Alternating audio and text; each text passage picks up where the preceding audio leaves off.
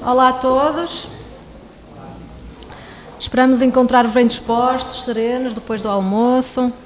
Vamos introduzir um momento que vai relacionar homeopatia e espiritualidade. O tema conduzido pela querida e simpática doutora Alice Gonçalves. Ela é médica especialista em ginecologia, especialista em imunologia, especialista em saúde pública e também em homeopatia, e tem exercido atividades em diversos ambientes governamentais, não governamentais e universitários. Doutora Alice, por favor. Obrigada. Eu agradeço muitíssimo essa acolhida extremamente calorosa da doutora Paula, da sua equipa, e a gente realmente se sente muito bem recebido, né, pelos portugueses sempre. Então, como vocês já perceberam, eu moro em França há alguns anos, essa palestra já foi dada em francês, e fala um pouco sobre a homeopatia e a espiritualidade. Para mim, esses dois caminhos são paralelos, mas o objetivo entre os dois é único, como eu vou mostrar para vocês a partir de agora. Então, o conteúdo dessa palestra, ela vai ser, como aqui exposto, nós vamos falar um pouquinho das bases históricas da homeopatia, do espiritismo, dos seus fundadores. Depois passamos à definição da energia vital, segundo a homeopatia, o espiritismo e a medicina. Vamos falar um pouquinho do passe. Vamos falar um pouquinho dessa definição segundo a medicina. Depois passamos para a definição de energia segundo a física. E finalizamos com a questão básica que muitos de nós nos colocamos: como é que funciona essa homeopatia? Muita gente fala que é água. Será que é verdade? Vamos esclarecer isso o máximo possível. Então, eu já fui muito ajudada aqui pelos colegas da manhã, que falaram bastante sobre Hipócrates, e, mais uma vez, a gente vai voltar a Hipócrates como o pai da medicina, e tudo começou, na verdade, com ele, porque Hipócrates já falava, desde a época que ele estava em terra, sobre a lei dos semelhantes. O que é essa lei dos semelhantes? Todos nós temos mais ou menos essa intuição que algumas plantas ou algumas coisas, por exemplo, a noz, que se parece muito com o cérebro, ela está indicada para que a gente tenha uma melhor memória. Então, a lei das semelhanças é isso, que Hipócrates já falava na época, que as plantas que se assemelham a alguns órgãos, elas são úteis para tratar as doenças desses órgãos. O exemplo que eu já citei da noz, assim como tantos outros. Hipócrates, ele era uma pessoa espiritualista, como já foi falado também, e essa lei das semelhanças volta a aparecer novamente, citada por Paracelsus, que era um médico alquimista. Na época os médicos eram todos alquimistas, e ele era reencarnacionista. Então ele falava muito na reencarnação, falava muito de Jesus, e teve uma vida breve, viveu 48 anos, e falou novamente na lei das semelhanças. Então, 2 vezes a gente volta a ter essa informação de que deve se tratar as doenças pelas plantas ou as coisas da natureza que se assemelhem ao órgão afetado. No Brasil, quem é brasileiro sabe, a gente ouve muito falar, para picada de cobra, o melhor tratamento é o veneno de cobra. Então, é um tratamento praticamente imunológico, vamos dizer assim, como se fosse uma vacina, para a gente entender melhor. Então, vocês verificam o espaço de tempo entre a vida de Hipócrates e Paracelsus. O primeiro, que foi o responsável por estabelecer a teoria da medicina, inicialmente. Paracelsus, em seguida, já em 1400 e pouco, até 1500 e pouco, ele fez toda a coleta desses dados, que foi importante, e todo esse trabalho que durou aproximadamente 2000 anos, finalizando com Hahnemann, foi Hahnemann quem estabelece finalmente as leis relacionadas à homeopatia. Então, vocês têm aqui um deles trabalhando com a teoria, o segundo com a coleta de dados, e Hahnemann finaliza com a experimentação, para poder criar as bases da homeopatia. Chegamos ao nosso fundador da homeopatia, Hahnemann. Então, vocês verificam que desde a época de Hipócrates até Hahnemann foi um trabalho de quase 2000 anos. para podermos chegar a essas bases da homeopatia. Hahnemann, como alguns de vocês devem saber, foi um médico também alemão, e ele teve uma vida muito sacrificada, era um homem brilhantíssimo, falava várias línguas e foi um aluno exemplar. Então, desde muito cedo, ele começou a dar aulas. Ele foi treinado por um professor que ficou muito surpreso com essa genialidade dele. E isso ele fez a vida inteira. Ele foi sempre muito surpreendente em termos de inteligência. Em 1782, ele se casa com a filha do seu farmacêutico e eles têm 11 filhos. Então, foi uma vida muito sacrificada do ponto de vista financeiro também. Como ele era muito brilhante em vários aspectos, era um excelente médico, um magnífico clínico, ele atraía muitos problemas de ciúmes entre os colegas. E por várias vezes ele foi obrigado a mudar de cidades. Então, além disso, como ele produzia os próprios remédios, ele não precisava dos farmacêuticos, ele também foi muito atacado pela comunidade farmacêutica. Então, por essas duas razões, ele foi obrigado a mudar constantemente de cidades, com uma família numerosa, e foi uma vida extremamente sacrificada do ponto de vista financeiro, mas ele nunca abandonou as suas crenças, principalmente cristãs. Era um homem que já tinha a noção de que o ser vivo, ele tem uma vida espiritual. Isso ele falava muito em Jesus, e esse foi o fio condutor da sua carreira. Em 1787, apesar dele ter uma clínica bastante cheia, ele tinha um sucesso fantástico como clínico, ele, infelizmente, ele não está de acordo com os métodos da época, que eram as sanguessugas, entre outras coisas, que eram agressivas, mas era o que se conhecia na época. Um amigo dele falece, um grande amigo, ele não consegue tratar desse amigo, e ele resolve definitivamente desistir da medicina. Ele fecha o consultório e ele volta a fazer as traduções como ele fazia no início da vida. E é justamente em 1790, em uma dessas traduções que ele faz da matéria médica de William Cullen, que era um inglês, ele não concorda com a explicação que foi dada para a matéria médica da quinina. A quinina, como alguns de vocês devem saber, ela era conhecida na época como uma medicação antipirética, ou seja, para controle da febre e para controle da malária. Ok? Algumas pessoas estão confirmando. Então, como ele não concordou com essa explicação da tradução que ele fez, ele falou, então eu vou experimentar sobre mim mesmo. E daí vem o aspecto brilhante desse homem, que começou experimentando em doses diárias a mesma medicação, que é a quinina, e ele observa que, aos poucos, ele começa a ter febre. Então, ele começa depois a ter febres, como as febres da malária. Então, o que ele conseguiu provar com isso? Que aquele medicamento que era indicado para tratar febre, se tomado continuamente, ele produzia a febre.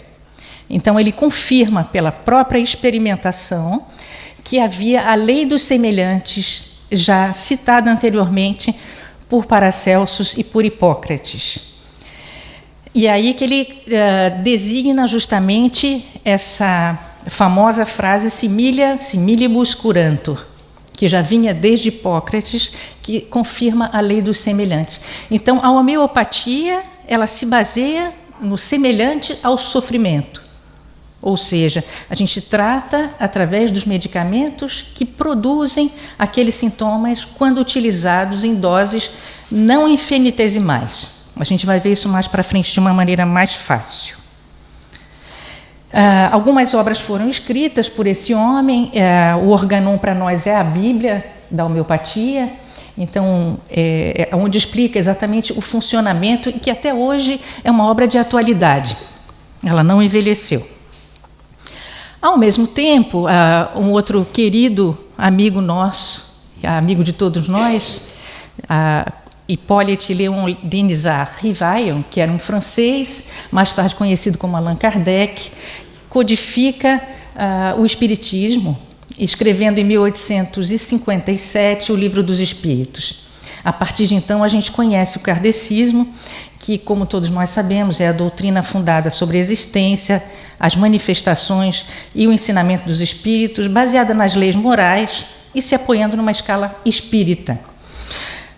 Porque nós falamos desses dois homens para mostrar justamente o paralelo entre as duas disciplinas, a homeopatia e o espiritismo.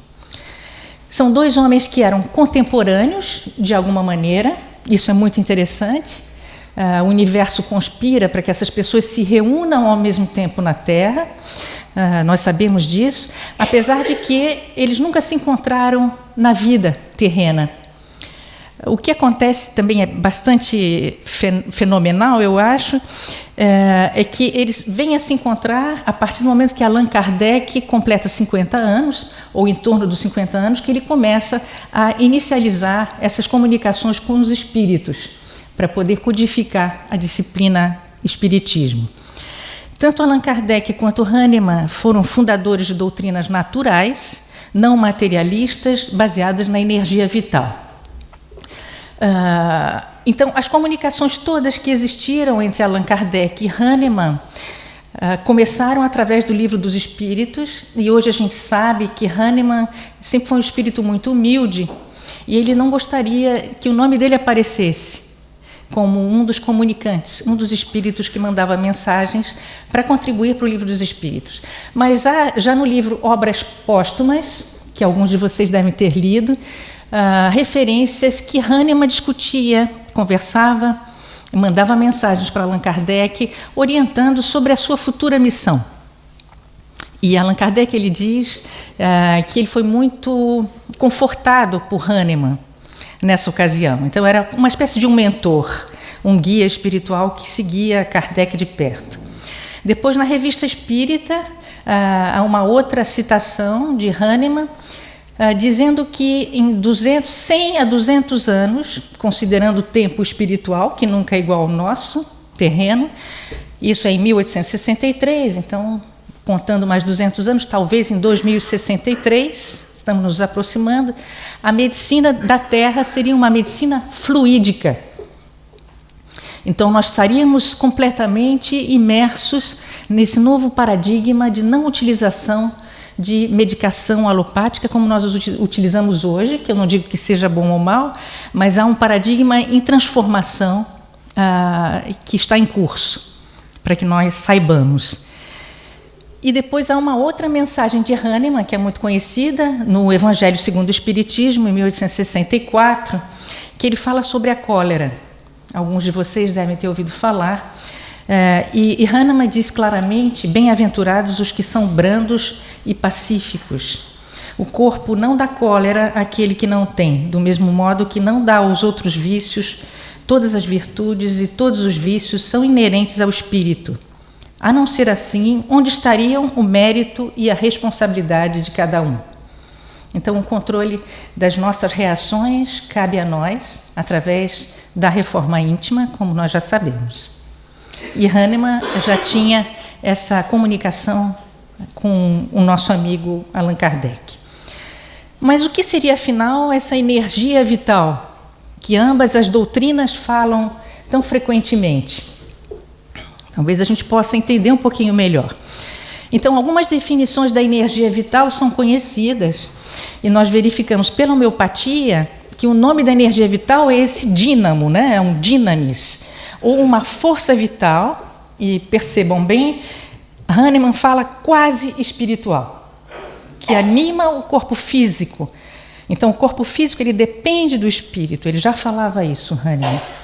E ele dizia também que nós tínhamos 3 formas de energia existentes no corpo humano. A energia física dentro dos tecidos, a dinâmica no cérebro e no sistema nervoso, e a energia espiritual dentro do mental. Isso nos parece muito familiar com os 3 corpos, não é? Que a gente vai falar um pouquinho mais tarde e que são tão comentados no Espiritismo. Já o paralelo desse tipo de concepção no Espiritismo, a gente fala novamente qual é o estado de saúde. O estado de saúde ele tem que ser psíquico, físico e proveniente de um comportamento equilibrado, uma atitude sã e uma prática moral segundo o Evangelho. Esse tipo de comportamento ele vai nutrir os nossos campos magnéticos, que influenciam diretamente o campo das vibrações. Então, é o que nós vibramos. Aquela pessoa, como o Dr. Gelson falou de manhã, nós temos contato com aquela pessoa, nós sentimos que tem uma energia que vibra, que é positiva. E outras pessoas já não é tão semelhante esse tipo de sensação. Então, essas energias de vibrações são geradas pelos nossos pensamentos, pela nossa energia, de acordo com o nível espiritual e a nossa reforma íntima. E ambos esses campos, eles são responsáveis por essa interação que se passa em vários níveis, seja físico, perispírito ou espírito. Ok? Ao mesmo tempo, onde é que está a medicina nisso tudo, a medicina tradicional? Hahnemann já dizia que a medicina é tão tradicional que ela é dificilmente imutável. Há uma resistência com relação à medicina de adotar novas tecnologias e avançar na velocidade que a gente imaginava que ela fosse avançar. Então, veja que a Organização Mundial de Saúde, todos nós médicos aprendemos isso na escola, dá, em 1946, o conceito de saúde, que seria não somente a ausência de doença ou enfermidade, mas um estado de bem-estar completo, físico, mental e social. Então, aqui não há menção ao espiritual, que é, assim mesmo, um componente importante da nossa vida. Nós precisamos do espiritual, das crenças, tudo isso já foi provado. E aí, mais para frente, veja, 40 anos depois, em 1986, há uma Carta de Ottawa, que foi durante uma conferência da Organização Mundial de Saúde, e eles tentaram readaptar esse conceito de forma que ele fosse mais atual. Então, eles começam a falar que a saúde seria o equilíbrio entre as dimensões física, psicológica, social e espiritual. Mas olha, que avanço! Ficamos felizes, né? Então, estamos caminhando aos pouquinhos no sentido dessa transição e a medicina vai acoplar, né, e vai associar todos esses corpos que todos nós que estudamos o espiritismo sabemos que existe. É uma questão de tempo, sejamos otimistas. Então, mais uma vez, a definição de energia é tão similar entre a homeopatia e o espiritismo que vale a pena a menção.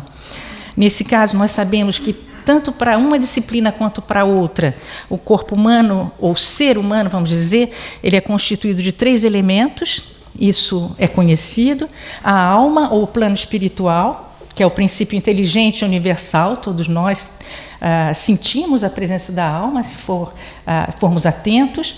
O perispírito, que é esse plano astral, que é um corpo fluídico completo, que dá essa espécie de molde justamente para o nosso corpo físico. E o corpo físico, que é o envelope material perecível, não é? Já a especificidade do perispírito, ele não se modifica com a idade. A aparência espiritual do ser, ela vai persistir mesmo depois do desencarne. E ele é o verdadeiro corpo, é onde mora a energia, não é? Ele precede a vida e sobrevive à morte. E Hahnemann, mais uma vez, ele vem endossar essa noção de perispírito, e ele diz exatamente o seguinte: somente quando as substâncias medicinais atingirem aquela mesma fronteira energética, será possível atuar na medida certa, na dosagem adequada. Corrigidos os males perispirituais, o corpo físico receberia os impulsos retificadores correspondentes. Ou seja, é interessante tratar o corpo físico, mas as memórias, as energias, o passado restam sob a forma de energias parasitárias e, por vezes, estagnadas no perispírito. Então, por que não também processar essa limpeza dessas energias que estão estagnadas, não é? E que pode se fazer através da homeopatia ou da espiritualidade, ou ambos em conjunto. Esse slide já foi mostrado pela doutora Gláucia de manhã, e eu achei uma boa coincidência, e nós estamos todos conectados, né? E falando um pouco do passe magnético, ele vai agir exatamente no perispírito, da mesma maneira que a homeopatia vai agir no perispírito. E como é que funciona? O perispírito do receptor do passe, ele recebe essa energia vital, que é o dínamo ou dinamis que Hahnemann já falava. É o fluido vital, ele recebe através dos chakras. Os chakras, como nós já vimos, eles vão receber energia, a decompõem e depois transmitem para os meridianos, o sistema nervoso, as glândulas endócrinas e por aí vai, o sangue, não é? Que é importante. E essa é a energia dinâmica que Hahnemann havia citado. Então, a mesma energia do passe magnético é a energia também da homeopatia. Para aqueles que ainda não tiveram essa reflexão sobre o perispírito, como o perispírito é o molde do nosso corpo humano, físico, basta observar uma pessoa que tenha, por exemplo, tido uma amputação de um membro, ou uma criança que, infelizmente, nasça com uma má formação, uma ausência de um membro, uma mão. Essa pessoa pode, às vezes, sentir dores nessa região que ainda não está mais presente, que não existe mais. Então, o membro amputado é muito conhecido por nós médicos, a dor fantasma. E como é que se explica se o membro não está mais ali? Não é? Então, ela é devida à energia do perispírito que ainda é circulante nesse local, mostrando e comprovando que essa energia ela é sempre presente, mesmo que o corpo físico já tenha se modificado. Enquanto que, para nós, médicos, o que nós aprendemos na universidade? De onde vem essa energia do corpo? Como é que o corpo se movimenta? Como é que a gente tem vida? Né? De onde vem essa vida? Então, muitas explicações são possíveis, mas a gente ouve muito falar que a vida é ligada à água. Sem água não se pode viver, a gente desidrata. Então, há alguns órgãos que são mais hidratados do que outros, e todo dia a gente perde água e precisa repor essa água. Então, há um movimento energético que é devido à água. A água tem um papel importante e não é por acaso que nós estamos no planeta Terra, que na verdade é um planeta água, não é? Então, a água não é só água, ela tem muitas coisas interessantes a descobrirmos que ainda não conhecemos. E a medicina começou a evoluir nessa ideia da água, um pouquinho mais recentemente, através de um médico que chama-se Benveniste, que era um francês, imunólogo, imunologista, era um pesquisador, e em 1988, por acaso, ele começa a perceber o que seria essa memória da água. Então, ele estava no laboratório dele, ele começou a fazer alguns experimentos em alguns frascos, e ele percebeu que havia uma ativação de degranulação dos basófilos, uma vez que ele trabalhava com diluições de anticorpos IgE. Isso é uma reação alérgica, vamos dizer. E depois ele usou esses mesmos frascos, que ele tinha feito os experimentos, depois de lavados com água, num tempo a posteriori, e ele percebeu que mesmo os frascos limpos com água, nos quais ele reproduzia esses experimentos, havia a mesma resposta, ou seja, degranulação dos basófilos. Quer dizer, acho que, não sei se está claro para todos, ele provou aqui que, mesmo na ausência desses anticorpos IgE, a reação dos basófilos foi a mesma. Então, quer dizer, havia algum resquício ali daquela água que limpou aqueles frascos, que mostravam que havia uma memória. Aquela água que estava ali, ela tinha guardado a memória dessa informação. E aí, nesse momento, ele se diz, bom, acho que validei aqui o princípio da alta diluição em homeopatia, que mesmo sem a substância presente, química, eu tenho só a energia que foi diluída e limpa com água e ainda assim funciona. Bom, começa a ficar científico, não é? As pessoas não podem mais dizer que água é uma coisa completamente sem ter um efeito que é superior ao que nós imaginamos. Esse senhor foi muito perseguido e acabou falecendo alguns anos depois, por causa dessas persecuções, e esse laboratório que ele tinha foi coordenado, está sob a coordenação do professor Luc Montagnier, que vocês devem conhecer pela descoberta do vírus da AIDS. Então, só para dizer que um homem que é um prêmio Nobel, ele acredita a 100% de que esses experimentos possam ser realizados e comprovem a existência da memória da água. Ok? Mais um fato que nos mostra da importância da memória da água foi através das pesquisas desse japonês, algumas pessoas estão confirmando que conhecem, já viram filmes, talvez.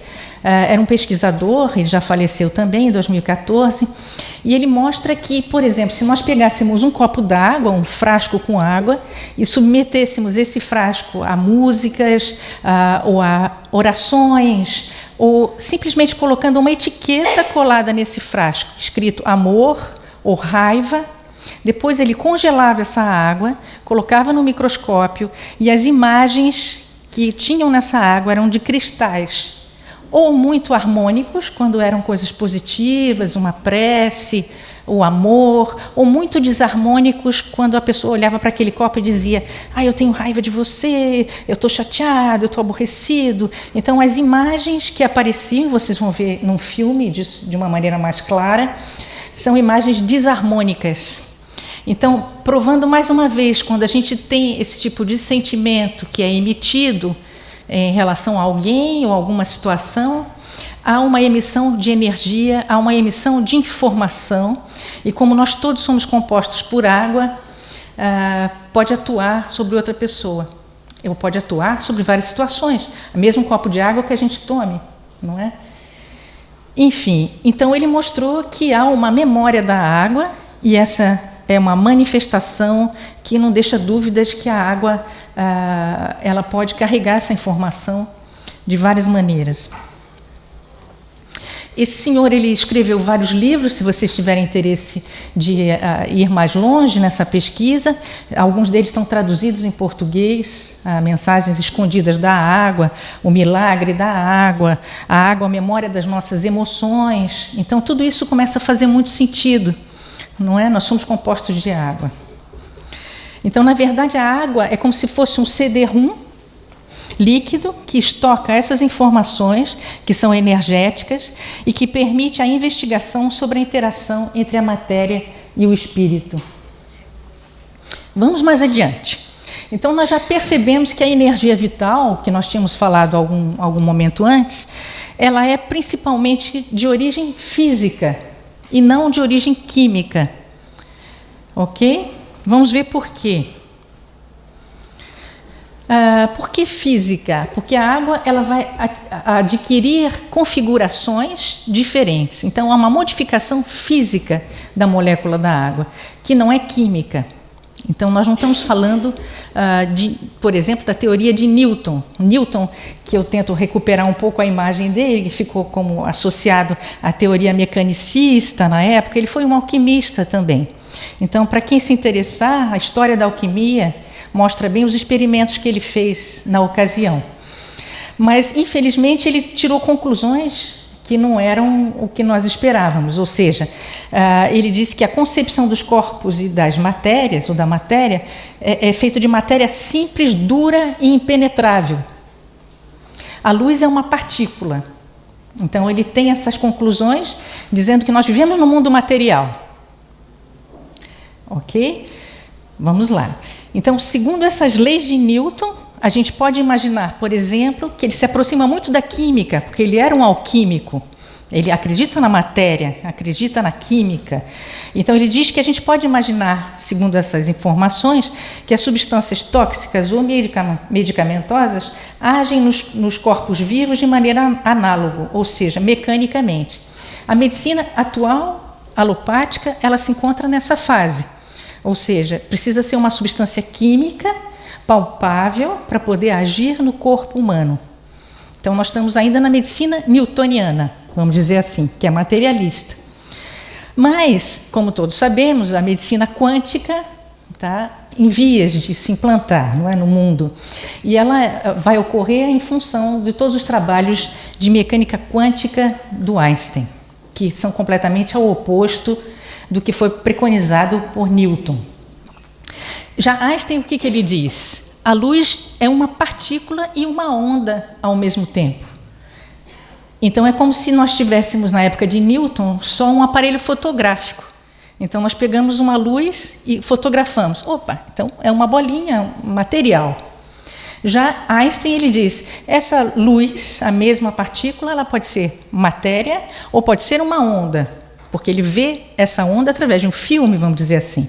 Então, conforme a gente vai melhorando as capacidades de aparelhagem, a gente vai percebendo coisas que não se percebia antes. Então, a luz, ela é uma partícula e uma onda ao mesmo tempo. Isso é uma evolução. Então, com respeito à matéria, veja o que ele diz. Nós nos enganamos. Como assim? Aquilo que nós havíamos chamado matéria, nada mais é do que energia que reduziu a sua vibração a fim de ser perceptível pelos nossos sentidos. A matéria não existe. Tudo vibra em níveis específicos. Muito semelhante ao espiritismo, não é? Então, tem muitas semelhanças aqui do que Einstein já diz. E, por fim, entre esses dois físicos, nós escolhemos contar um pouquinho sobre o Max Planck, que é esse que viveu numa fase intermediária entre Newton e Einstein, e ele define muito bem o campo eletromagnético. Então, ele diz além do que Einstein falou. Ele fala o seguinte: as moléculas orgânicas, a luz, por exemplo, como foi o caso estudado por Einstein, tem uma frequência precisa, que uma vez submetida a uma vibração, então imagine uma molécula parada, submetida a uma vibração, eles vão gerar um campo eletromagnético.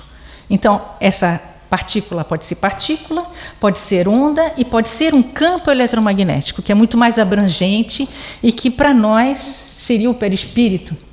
Nós somos compostos de água, vamos revisar aqui. Compostos de água, que é uma partícula que pode ser submetida a uma vibração, seja emocional, um pensamento, homeopatia, um passe magnético. Essa vibração a transforma em onda, e essa onda pode ser englobar o corpo humano e a aura e o perispírito, se tornando um campo eletromagnético. Ok? Até aqui? Ok. Então, o que ele dizia? Falando-se claramente, a matéria não existe. É um físico que diz isso, gente. Toda matéria tem sua origem e só existe em virtude de uma força que faz vibrar as partículas do átomo. Que força é essa? Nós devemos supor que, através dessa força, existe um espírito consciente e inteligente, sendo esse espírito a matriz de toda a matéria. É a nossa dinamis da homeopatia, é o nosso perispírito. E o físico Max Planck confirma essa ideia. Mais para frente, um outro senhor de origem francesa, Louis de Broglie, ele afirma que toda a matéria, não somente a luz, mas a água, por exemplo, tem uma natureza ondulatória e pode fazer esse tipo de campo eletromagnético da mesma forma. Eu convido vocês a ver algumas imagens. Vamos ver se eu consigo aqui passar. Aqui. Eu vou traduzir para ficar mais fácil, mas são imagens que vale a pena a gente ver. Na verdade, é uma partícula de água que é submetida a vibrações. Então, essa partícula de água vai mudar a configuração, aumentando a vibração. Essas formas vão ficando cada vez mais complexas.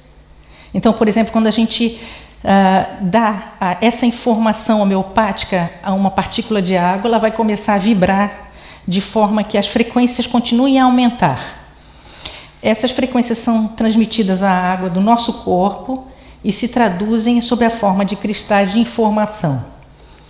E essa vibração contínua de várias moléculas de água do corpo vão modificar o campo eletromagnético.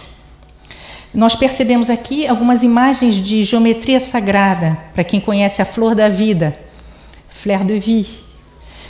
Estou olhando a Olfa aqui, que gosta muito da fleur de vie. E essa forma da molécula da água, né, ela vai se modificar segundo a sua própria frequência. Quanto mais alto for o estado vibratório, o desenho da água se torna mais harmonioso, como vocês estão vendo aqui. As frequências aumentam ainda e as formações cada vez se tornam mais complexas. Nós vimos as pulsações dessa pequena gota.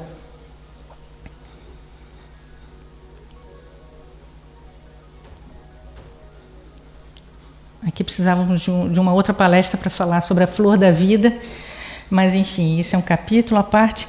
Enquanto as frequências abaixam, a pequena gota ela retoma aquela forma inicial que ela tinha.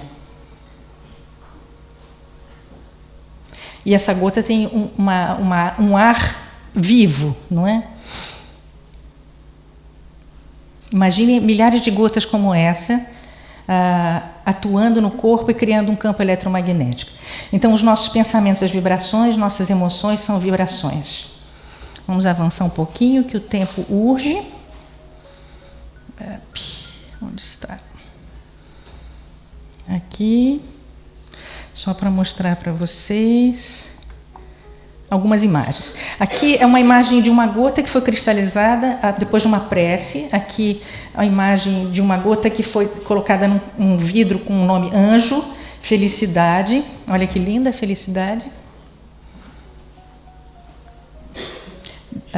Delfim, ou golfinho. Aqui a água de Lourdes, como ela é harmônica também. Harmonia, também muito bonita. Eu vou te matar, por exemplo, gera esse tipo de imagem da água, completamente desorganizada. Você, não gosto de você. Também a água muito desorganizada. Os cristais, perdão, veja, bem equilibrado o perdão, não é? Tínhamos falado hoje de manhã da gratidão e o obrigado. Ok? Então, isso é a prova científica, como funciona a homeopatia. Nós já estamos entendendo tudo, praticamente, não é? Quando chegamos aqui. Então, os princípios da homeopatia nós já vimos, rapidamente, é a lei dos semelhantes, que impera, ao contrário da alopatia, que é a medicina dos contrários. Na homeopatia, nós verificamos o indivíduo como um todo, sem separar o corpo do espírito. Eu vou passar mais rápido, mas a gente pode discutir depois, se vocês quiserem. A lei dos semelhantes, então, através do remédio que provoca a mesma doença no indivíduo com boa saúde, e a infinitesimalidade, um nome longo, porque não se usa a medicação em doses fitoterápicas. Fitoterapia é fitoterapia, a matéria ainda está lá. Em homeopatia não existe mais matéria, eu vou explicar como se faz isso. Então, o nível de efeitos indesejáveis dessas medicações são muito baixos, praticamente não há. É uma medicina da pessoa. A escolha do remédio é feita numa consulta que nós avaliamos qual é o modo de reação dessa pessoa. Cada um tem o seu, não é? Cada um tem as suas especificidades, as suas características que são próprias a essa pessoa. Normalmente eu dou um exemplo aqui, por exemplo, uma pessoa que tem asma, que vai dizer, eu melhoro quando eu fico sentado, porque eu consigo respirar bem. E outra pessoa que tem asma vai dizer, eu melhoro quando eu deito. Mas eu digo, mas isso é estranho, não é?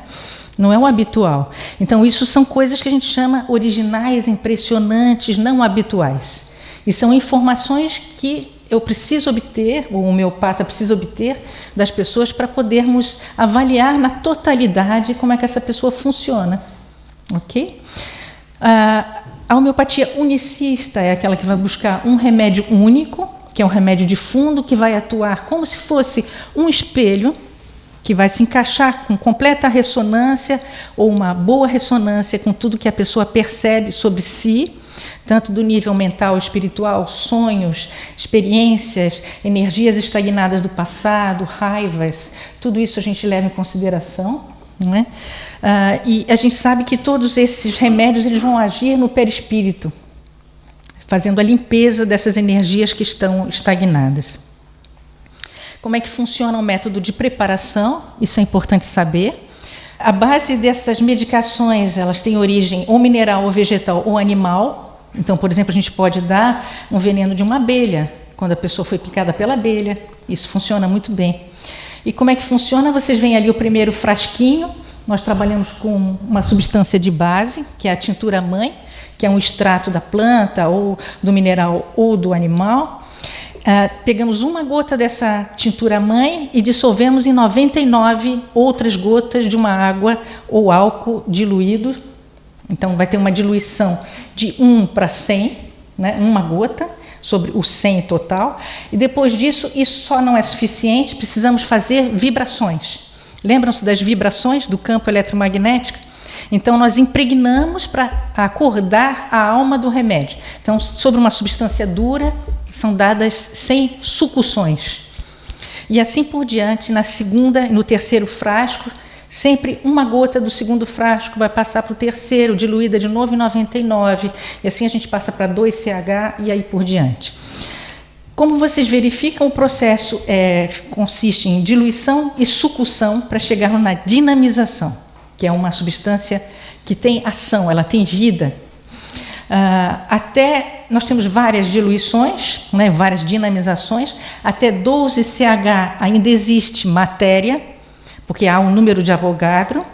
A partir de 12CH só temos energia. Então, para dar uma ideia para vocês, se nós trabalhamos com 30CH, é como se tivéssemos um tubo de água da Terra até a Lua, em que tivesse só uma partícula de matéria, o resto tudo é água. Então, é uma energia alta. E que funciona, quando a gente fala em energia alta, vai agir no mental, nos sonhos, em processos antigos que não conseguem ser expurgados. Então, isso a gente vê no dia a dia da clínica, não é? Esse conhecimento dos remédios, nós temos aproximadamente 5.000 remédios hoje em dia disponíveis, então a gente precisa encontrar um remédio que seja único àquela pessoa que está na nossa frente, entre esses 5.000. Para isso, nós somos auxiliados por sistemas de computador e pela nossa sensibilidade, que é o mais importante. Então, isso foi feito através, essa matéria médica foi feita através da experimentação, como Hahnemann havia preconizado, em voluntários sãos e sensíveis, através da repetição da toma desses remédios. O efeito, ou a gente tem uma melhora, uma cura, e essa cura envolve o retorno dos sintomas antigos, ou seja, a gente inverte o relógio dessa pessoa. Então, eu tive uma gripe há uma semana, eu dou o remédio, a pessoa, mas eu estou com sintomas de gripe, será que está piorando? Esse remédio, em vez de me melhorar, ele está piorando. Mas a gripe não é a mesma, é só uma memória daquela gripe, que a pessoa começa a ressentir, vamos dizer assim, mas sem ter as mesmas repercussões. Então, esse é um processo de inversão do relógio. Às vezes a pessoa teve um problema de pele há 5 anos atrás. Eu estou sentindo coçar aqui novamente, onde tinha aquele problema de pele. Então, esse é um bom sinal. É sinal de que a gente está fazendo o processo inverso, para limpar esse perispírito da pessoa. E isso se faz assim, do alto para baixo. Aqui na figura, uma pessoa que tinha uma infecção de pele, uma micose, que se encontrava no rosto, e depois do remédio ela foi descendo. Então, a tendência é isso, fazer esse movimento, do alto para baixo, e do interior ao exterior, a um expurgo da lesão mais grave ou menos grave. Às vezes, o que pode acontecer durante as primeiras horas, quando a gente dá o remédio, a pessoa percebe que houve uma piora, que pode durar 1 ou 2 dias daquela situação. Tem uma lesão de pele, começa a coçar um pouquinho mais. Isso é a reativação imunológica. E a gente espera que vai evoluir de uma maneira favorável. Os medicamentos não devem ser repetidos sem a orientação do médico. Ok? Bom, nós já percebemos, então, a definição de homeopatia, aqui está em francês, é que a nossa energia vital pessoal é a força que mantém o nosso corpo em vida. Quando nós estamos de acordo com essa energia vital, estamos em estado de saúde. E quando nós estamos em conflito com essa energia vital, é a doença, ou a alma disse. A alma está dizendo alguma coisa. A gente precisa ouvir. Não é? O corpo está dizendo alguma coisa. A gente precisa ouvir. Eu trouxe 2 casos muito rápidos, só para mostrar um pouco como funciona tudo isso na prática. Um caso clínico de uma doença aguda, uma pessoa que durante a noite teve um edema, um inchaço do lábio superior, súbito, e por 2 vezes, por conta própria, tomou antihistamínicos e não houve melhora. Então, isso, vocês veem, é um edema que se assemelha muito a uma picada de abelha. Como a gente falou, algumas substâncias vêm dos animais. Então, no exame, ela me mandou a foto por SMS e eu fiz identificação do Apis mellifera, que é o veneno da abelha. Ok? A 30CH, porque foi um processo rápido, então eu dei uma alta dose aqui, pedi para ela tomar 2 gotas a cada 15 minutos. Depois da primeira dose, logo depois do almoço, houve uma redução do edema e à noite ela já não tinha mais nada, já podia ir trabalhar. Um outro caso clínico crônico, uma paciente bastante interessante, 28 anos, hipertensa, já com essa idade. Ela consulta por uma perda progressiva da visão, o risco de cegueira. O diagnóstico que ela tinha dos oftalmologistas, uma doença autoimune de origem indeterminada, sob tratamento alopático. Corticóide, imunossupressor e antihipertensivo. A história pregressa, uma menina que teve, durante a gravidez dela, da mãe, ela tinha uma gêmea que faleceu no útero, e depois ela tentou suicídio na adolescência e tinha uma história de claustrofobia muito importante. Não podia entrar em elevador, não podia pegar avião, etc. Perfeccionista, inteligente, responsável, ligada à mãe e à irmã, sensibilidade com choro, emotiva, sobretudo nas questões familiares. Então, com esses aspectos todos e outros que eu não pude citar aqui, nós identificamos a pulsatila, que é uma flor, demos para ela um MK, 1000 unidades diluídas, em 4 doses. Ela voltou um mês depois com tensão normalizada, suspendeu o tratamento antihipertensivo. 3 meses depois, efeitos colaterais com o tratamento do imunossupressor, que foi suspenso. Começou a ter uma melhora da visão gradual. Depois de 6 meses, ela começou a voltar no tempo. Flashes de imagens da irmã que tinha falecido, intraútero, coisas que ela não conseguia explicar, porque ela era bebê na ocasião e não tinha palavras, não conseguia verbalizar isso, mas muito chorosa.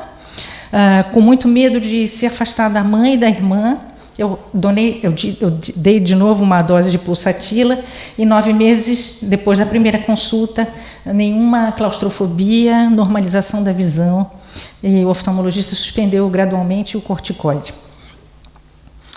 Bom, para finalizar, acho que o Hassan vai ficar feliz também, o que nós temos aqui de resumo: a homeopatia e a espiritualidade são caminhos paralelos, obviamente, com um único objetivo. Os médicos que foram para o Brasil instituir a homeopatia, um português, Dr. Martins, e um francês, Benoît Mur, eles tratavam com homeopatia e davam passes magnéticos também nos centros espíritas, e foram os primeiros a introduzirem os passos magnéticos. Ambas as duas disciplinas têm o princípio vitalista, da interação corpo-espírita não materialista, consideram a doença como energias parasitárias dessa vida ou de outras vidas. Vou passar um pouquinho rápido. O tratamento é o equilíbrio da energia vital, a atuação ao nível do perispírito do campo eletromagnético. Bom, esse é o último slide, já terminando.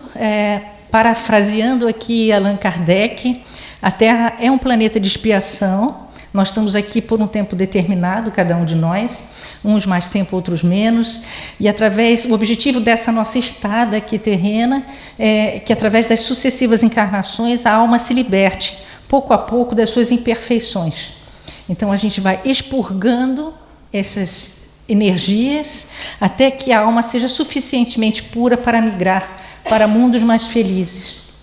Quando a gente fala de expurgação, nós estamos falando de tratamento do perispírito, estamos falando de eliminação dessas energias parasitárias, e nós podemos ser auxiliados tanto pela homeopatia quanto pelo espiritismo. E aí, mais uma vez, através dessas duas disciplinas, a energia estagnada, ou as energias estagnadas, são transmutadas e expurgadas por meio do perispírito, e a energia vital é restaurada. O objetivo principal é permitir ao indivíduo que ele se realize quanto à sua missão aqui na Terra, através do pleno desenvolvimento das suas potencialidades. Era essa mensagem que eu queria passar para vocês, um pouquinho longa, espero que vocês tenham apreciado, e eu agradeço imenso a atenção. E fico à disposição. Obrigada.